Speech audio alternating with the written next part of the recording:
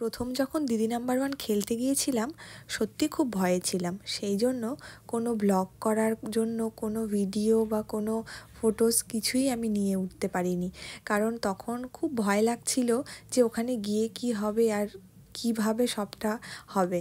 তো এইবার যেহেতু আমরা খেলিনি, তো সেই জন্য আমি ভাবলাম যে একটু ভিডিও করে নিই, তাহলে সবার সাথে একটু শেয়ার করতে পারবো।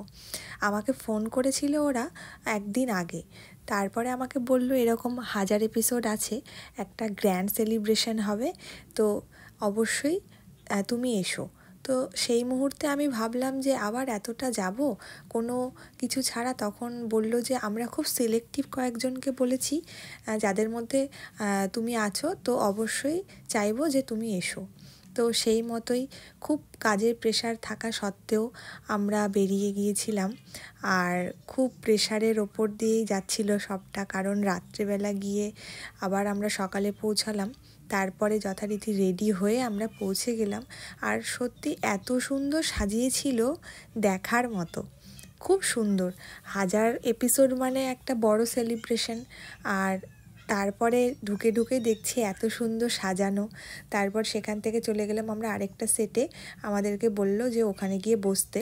তো এই সেটটাতে দাদাগিরি খেলা হয়, ডান্স, বাংলা ডান্স হয়, সব সারেগামাপাও হয়। আর তারপরে ওখানে গেলাম, গিয়ে বসলাম, তারপরে খাওয়া দাওয়া করলাম। করার পরে ওদের ওখানে সত্যি খুব ভালো ব্যবস্থা। এটাও ভালো লাগে যে লাঞ্চ বলো, সবটা ওরা এত সুন্দরভাবে ম্যানেজ করে, আর খুব সুন্দরভাবে ওরা প্রত্যেকের প্রতি যত্ন নিয়ে খাওয়া দাওয়া করিয়ে দেয়। আর তারপরে আমরা সেটে পৌঁছালাম।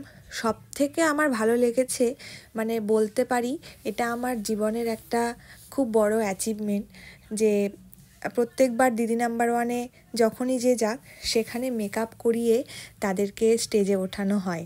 এই প্রথম আমি নিজে মেকআপ করে স্টেজে উঠেছি, আর সত্যি আমার খুব ভালো লেগেছে এই 1000 এপিসোড। আর সত্যি খুব মজা হয়েছিল, সবাই ভীষণ আনন্দও করেছি। আর এই কারণে আনন্দটা করতে পেরেছি যে এবার আমাদের খেলা নেই। খেলা থাকলে একটা ভীতি কাজ করে, আর এবার যেহেতু খেলা নেই সেই জন্য খুব আনন্দ করেছি, খুব মজা করেছি। তো তোমরাও খুব ভালোবাসা দিয়েছো প্রত্যেকটা ছবিতে, এভাবেই ভালোবাসা দিও, আশীর্বাদ করো যেন আরও অনেক ভালো জায়গায় যেতে পারি। তো সবাইকে থ্যাংক ইউ।